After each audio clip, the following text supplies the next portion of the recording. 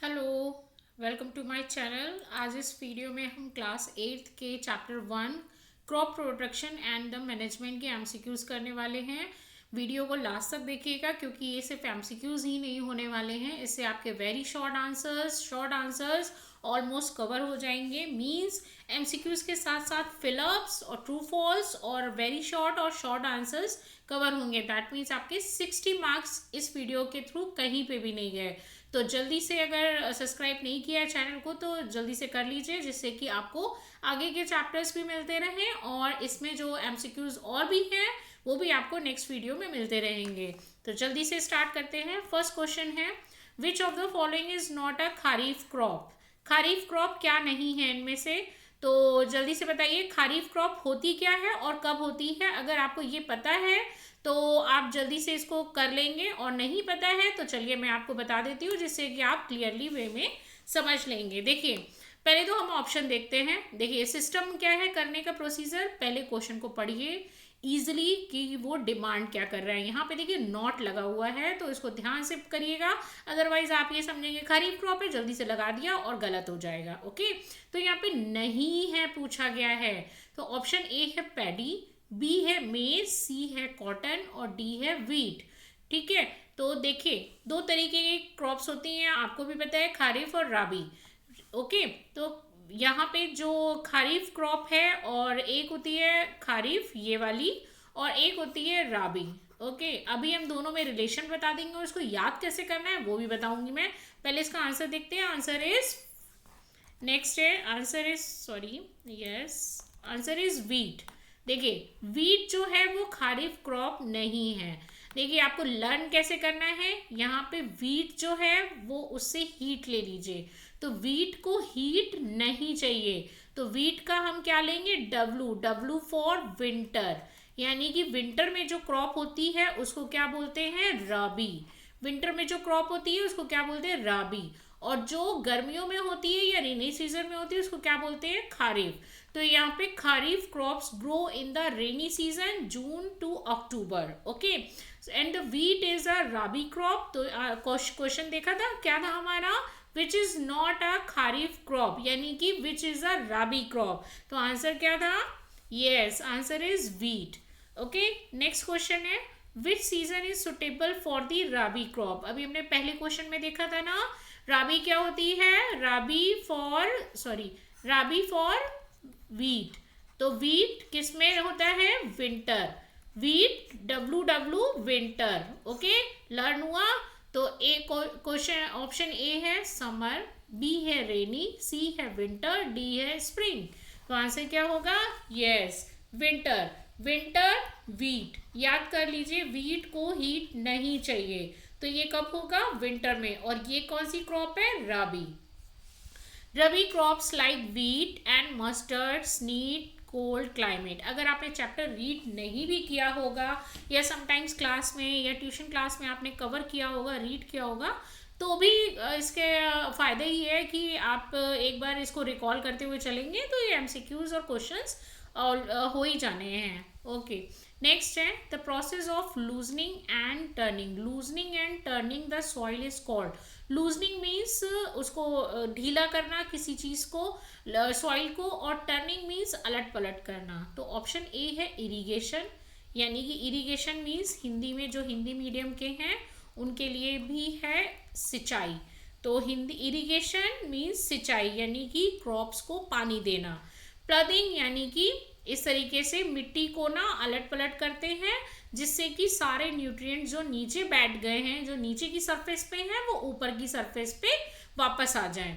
Harvesting यानी कि जो जब क्रॉप जो है मेच्योर हो जाती है तो उसको कट करके अलग कर लिया जाता है for to the sell out.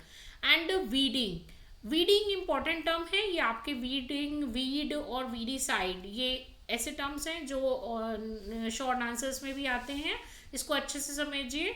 Weed वो होते हैं जो अनवांटेड क्रॉप्स होती है, यानी कि आपने जैसे क्रॉप ग्रो की तो ये क्रॉप ग्रो हो रही है बट यहाँ नीचे साइड पे छोटे छोटे अनवांटेड क्रॉप्स हो जाते हैं, तो उनको क्या बोलते हैं, वीड। और उनको हटाना क्या बोलते हैं, वीडिंग। उनको रिमूव करना क्या बोलते हैं, वीडिंग। तो यहाँ पे पहले तो देख लेते हैं the process of loosening and turning the soil is called, क्या होगा? Yes, answer is B, ploughing. Ploughing improves aeration and helps root grow deeply। मैंने क्या बोला कि यहाँ पे लूजनिंग यानी कि इस तरीके से पहले के टाइम पे ना फार्मर्स जिनका छोटा फील्ड होता था तो वो होए की हेल्प से क्या करते थे, इसको खोद देते थे, तो जिससे कि नीचे जो न्यूट्रिएंट्स बैठ गए हैं नीचे की सरफेस पे हैं वो ऊपर की सरफेस पे आ जाते थे और न्यूट्रिएंट जो है वो बैलेंस रहते थे। ओके, तो अब ये ट्रैक्टर में पीछे इस तरीके से कुछ इक्विपमेंट्स लगा देते हैं जिससे कि अपना प्लदिंग होती रहती है। ये बड़े बड़े फील्ड्स के लिए होता है। नेक्स्ट क्वेश्चन है which tool is used for the ploughing. तो ऑप्शन ए है होए, इस तरीके के टूल्स रहते हैं। बी है सिकल एंड सी है प्लर एंड डी है स्प्रिंकल। तो ऑप्शन देख के आप बता सकते हैं कि इसका आंसर क्या होना चाहिए। Which tool is use for ploughing? Yes, plough. ये देखिए, a traditional and a modern ploughs are use to prepare soil. यहाँ पे ट्रेडिशनल यानी कि पहले भी जो होते आए हैं, जो मैंने बोला कि छोटे फील्ड जिनके पास है, जिन फार्मर्स के पास, तो वो क्या यूज़ करते हैं, ट्रेडिशनल मेथड, जिसमें कि होए यूज़ किया जाता है। लेकिन अब बहुत बड़े फील्ड हैं जो कि बिल्कुल इंडस्ट्रियल लेवल पे एग्रीकल्चर हो रहा है, वहाँ पे क्या यूज़ करते हैं, मॉडर्न। उनमें इस तरीके से प्लग करने के लिए मशीन्स यूज़ की जाती हैं। सो नेक्स्ट है which of the following is a traditional tool. देखिए आ गया क्वेश्चन। ऑप्शन ए है ट्रैक्टर, बी है सीड ड्रिल, सी है होए एंड डी है हार्वेस्टर। तो ट्रैक्टर सबको पता ही होगा, और सीड ड्रिल एक ऐसी मशीन होती है जिसमें कि एक इक्वल डिस्टेंस पे, मतलब डिस्टेंस मेंटेन करके सीड्स को सो किया जाता है, यानी कि बीजों को बोया जाता है। ओके, तो उसको सीड ड्रिल कहते हैं। होए, तो होए इस तरीके का इक्विपमेंट है जिससे कि क्या करते हैं, लूजनिंग करते हैं और टर्निंग करते हैं सॉइल की, जिससे कि उसके जो न्यूट्रिएंट्स हैं वो बैलेंस रहे, जो नीचे की सरफेस पे हैं वो ऊपर की सरफेस पे आ जाए। और ये है हार्वेस्टर, मतलब जब हार्वेस्टिंग करते हैं यानी कि मेच्योर क्रॉप को काटना होता है तब हम हार्वेस्टर यूज़ करते हैं। सो इन पिक्चर की हेल्प से आप इजीली समझ सकते हैं, इसलिए मैंने यहाँ पे पिक्चर्स लगाई हैं ताकि जो भी आपके मन में डाउट है ना वो क्लियर हो जाए। तो विच of the following is a traditional tool? Yes, answer is होए। Is a simple hand tool used for loosening soil and the removing weeds। तो वीट क्या थे, हमारे अनवांटेड, जैसे आप क्रॉप्स ग्रो करी हैं और क्रॉप्स के आजू बाजू जो आसपास में जो अनवांटेड क्रॉप्स हो जाती हैं, अनवांटेड प्लांट्स हो जाते हैं, वो उनको क्या बोलते हैं, वीड्स। तो उनको हटाने के लिए और सॉइल को लूज करने के लिए।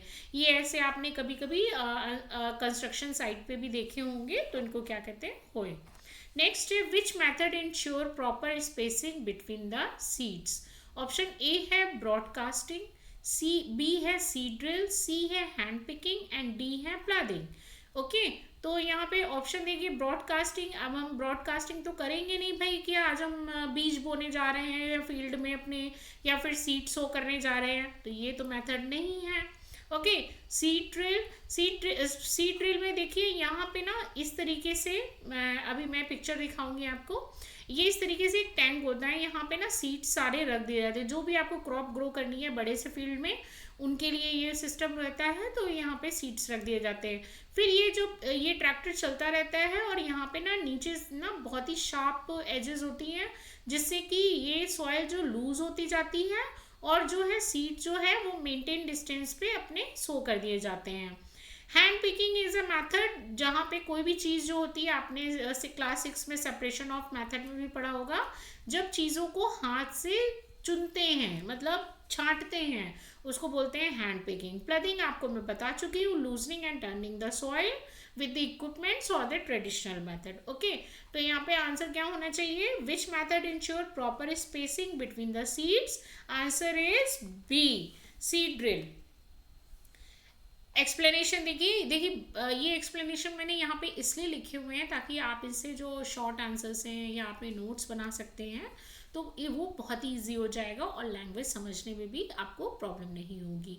तो यहाँ पे seed drills places seeds at the equal distance and the depth. ये देखिए ये लगा हुआ है ना यहाँ पे, इसमें ना सीड्स रख दिए जाते हैं और ये जो शार्प एजेस हैं इनसे पहले मिट्टी को हटाया जाता है और सीड्स जो हैं अपने एक मेंटेन डिस्टेंस पे सो कर दिए जाते हैं और ये जो सर्कल सा लगा हुआ है इससे फिर वो मिट्टी को सॉइल को फिर से उस सीड्स के ऊपर स्प्रेड कर देता है।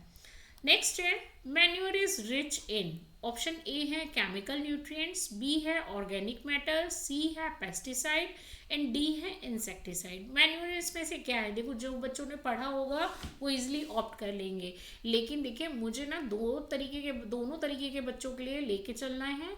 जिन्होंने बहुत ही पढ़ रखा है, बहुत ही अच्छे से समझ जाते हैं, बट कुछ बच्चे ऐसे होते हैं जिनको समझने में थोड़ा टाइम लगता है। तो देखिए समझते वो भी हैं लेकिन थोड़ा टाइम लगता है और चीज़ें वो डेप्थ में समझते हैं कि ऐसा नहीं है कि हाँ समझ लिया और बता दिया और हाँ हो गया, नहीं, आपको समझ के पढ़ना है तो आपको थोड़ा सा डीप नॉलेज चाहिए होगी। तो केमिकल न्यूट्रिएंट से क्या होता है और ऑर्गेनिक मैटर क्या होते हैं। देखो बच्चा ये एक दो तरीके की, जैसे आपको कोल्ड कफ हुआ, ठीक है, तो एक तरफ एक मम्मा ने आपको दिया मेडिसिन, ओके, मेडिसिन जो कि किसकी बनी हुई है और केमिकल्स की, ओके, और दूसरी तरफ क्या हुआ कि आपको केवल चाय दे दी, अदरक वाला पानी दे दिया, काढ़ा दे दिया, उससे ठीक किया। तो ये जो घरेलू नुस्खे होते हैं ना उनको ऑर्गेनिक मैटर से रिजेंबल करिए कि उसमें सब कुछ ना घर का ही होगा और केमिकल यानी कि हम बाहर से केमिकल यूज करेंगे, ओके। और दूसरी चीज है यहाँ पे देखिए साइड्स यूज हुआ है, दोनों में एक ही टर्म यूज किया गया है साइड्स।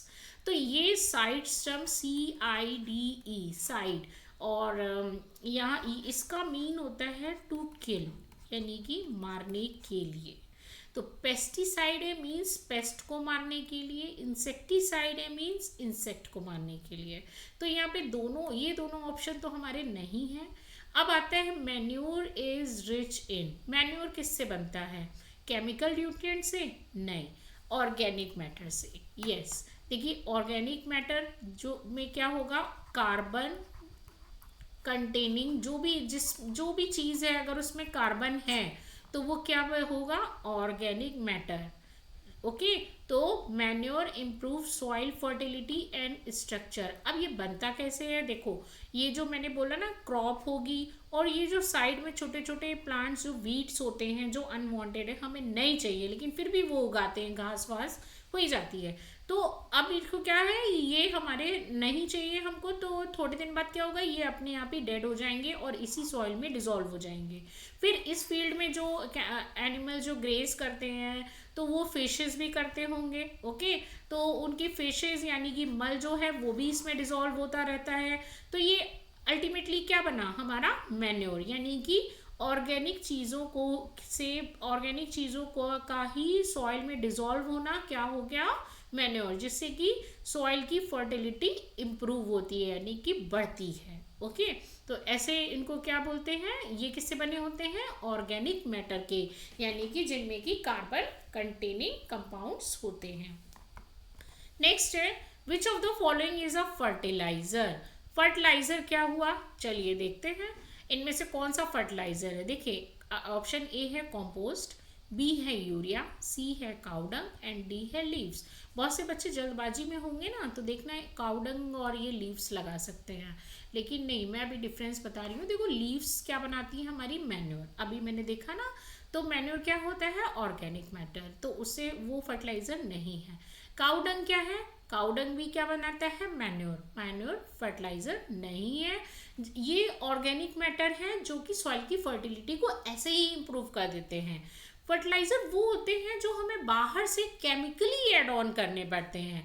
अब यहाँ पे जो कंपोस्ट है ना, देखिए यहाँ पे कंपोस्ट क्या होता है, मिट्टी में जब हमारे घरों में जो सब्जियों और फलों के जो छिलके निकले हैं या कोई भी ऑर्गेनिक मैटर है, जो भी आपने खाना बनाया वो सड़ गया है बाय द वे, तो उसको भी अगर आप मिट्टी में डाल देते हैं ना, तो वो किस में डिसॉल्व हो जाता है, डिकम्पोजर्स यानी कि बैक्टीरिया और फंजाई के जरिए वो किस में डिसॉल्व हो जाते हैं, कंपोस्ट में। तो एक तरीके से ऑर्गेनिक मैटर जो है वो और सॉइल में ही डिसॉल्व हो रहा है, तो उसको क्या बोलते हैं, कंपोस्ट। यहाँ पे एक अननेचुरल क्या है जो मैन मेड है, वो है urea.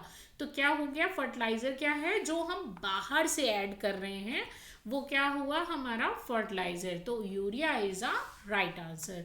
Urea is a chemical fertiliser rich in the nitrogen. ये देखिए, ये यूरिया का कंपाउंड है जो नाइट्रोजन यानी कि इनऑर्गेनिक मैटर से बना हुआ है।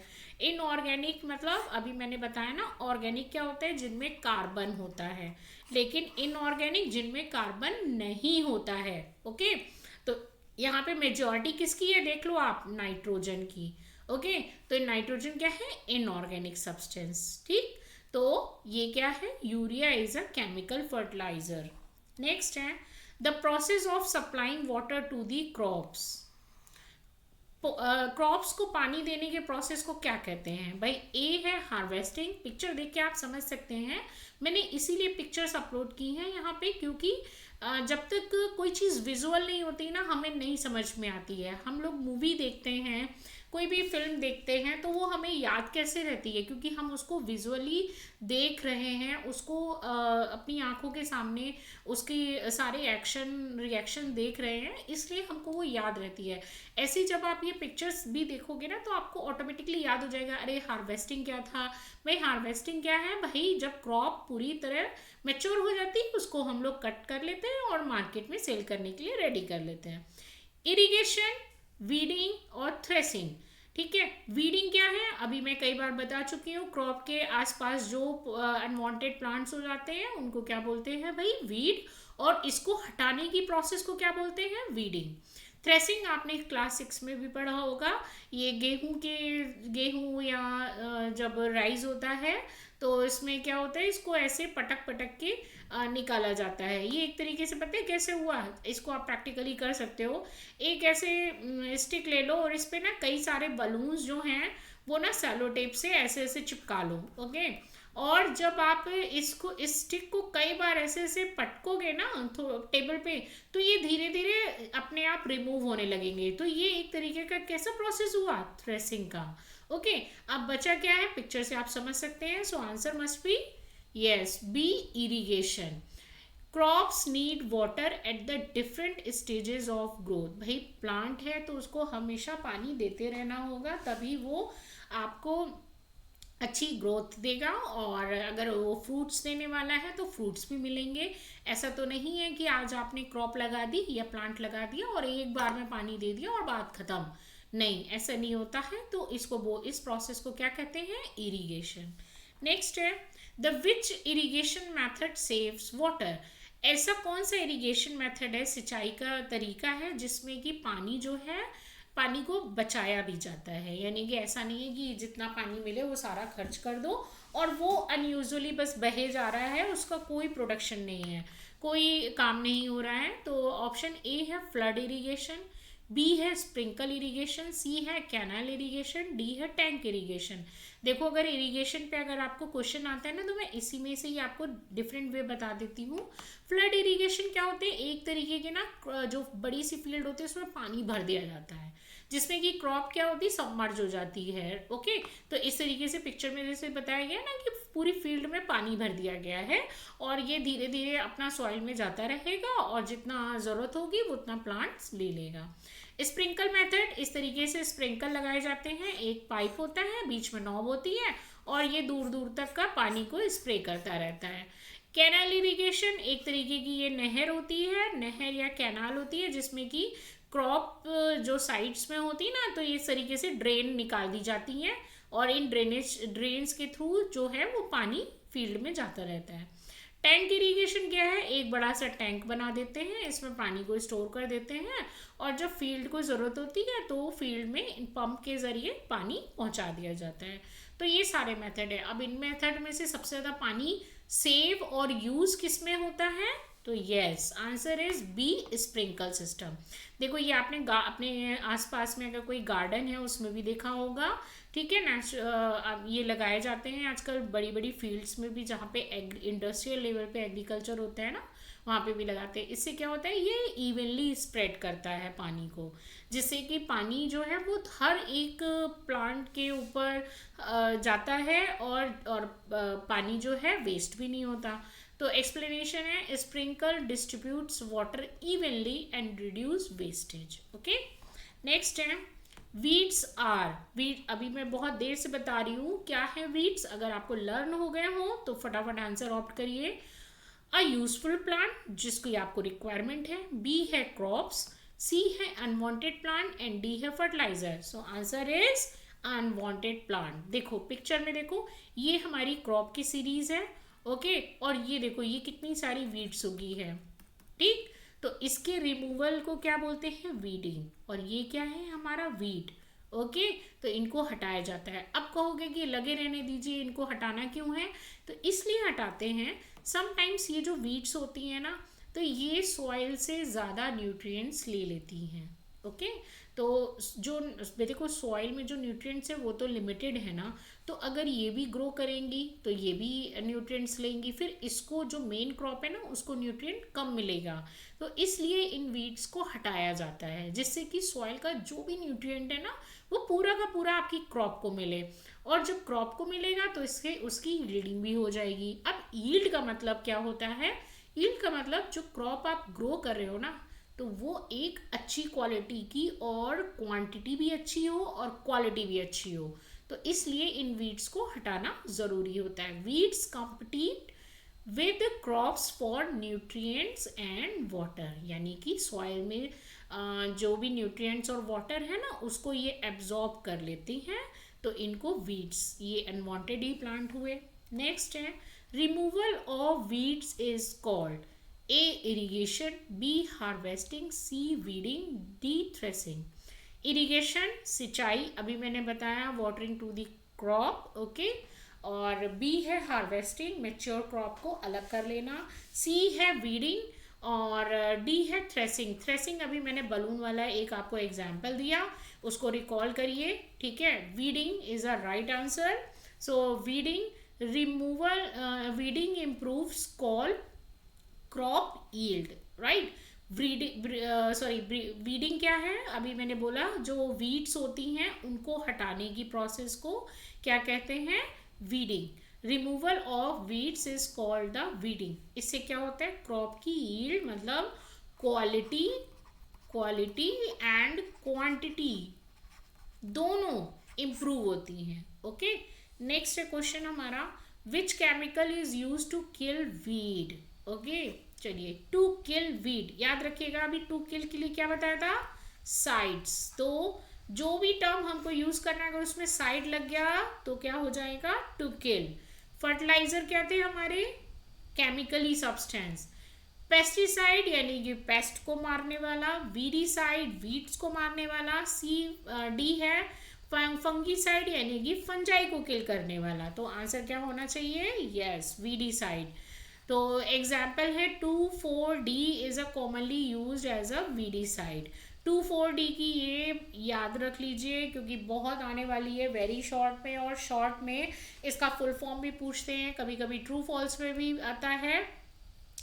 तो याद रखिए इसका फुल फॉर्म क्या है, 2,4 एज इट इज रहता है। डी का मतलब है dichlorophenoxy acetic acid, dichlorophenoxy acetic acid. इसको 5 बार बोलेंगे ना तो अपने आप ही याद हो जाएगा।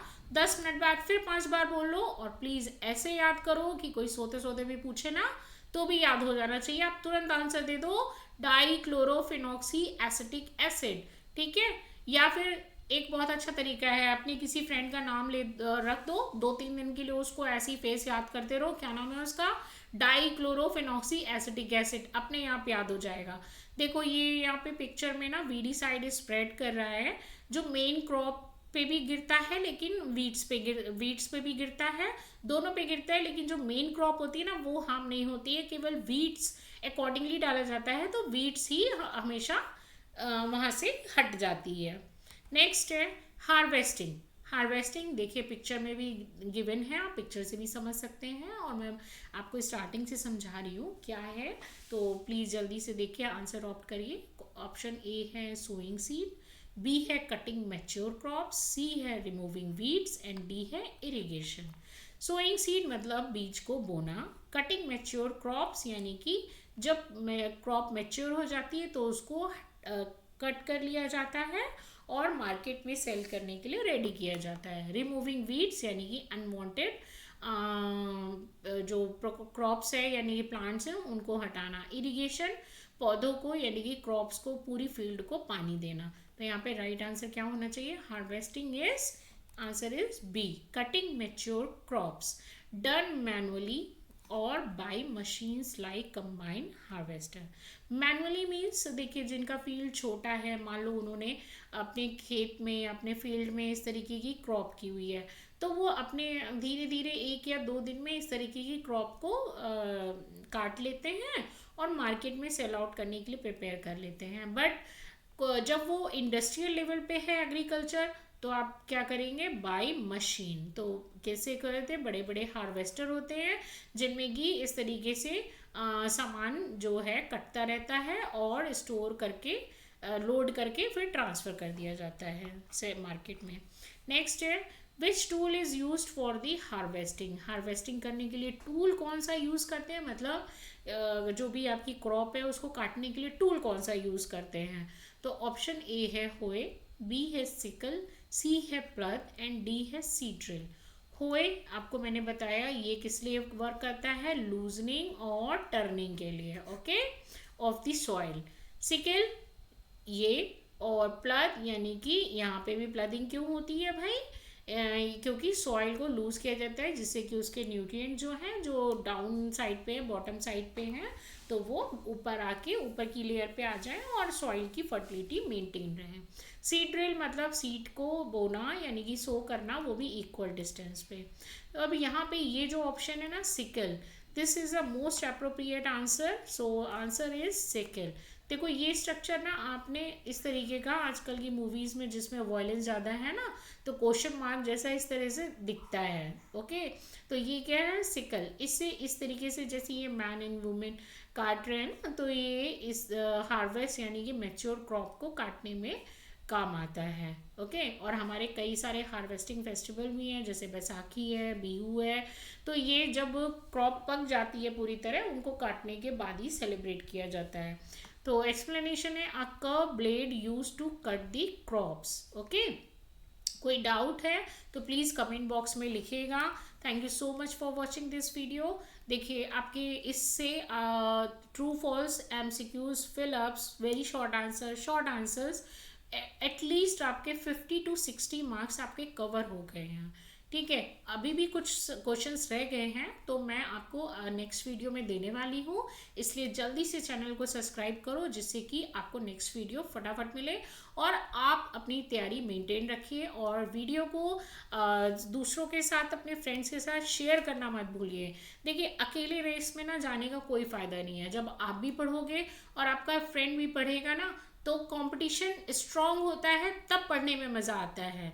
इसलिए चैनल को सब्सक्राइब करो और आगे के वीडियोस मिलते रहें आपको और बेनिफिट होते रहो, क्वेश्चन की प्रैक्टिस करते रहें। Thank you.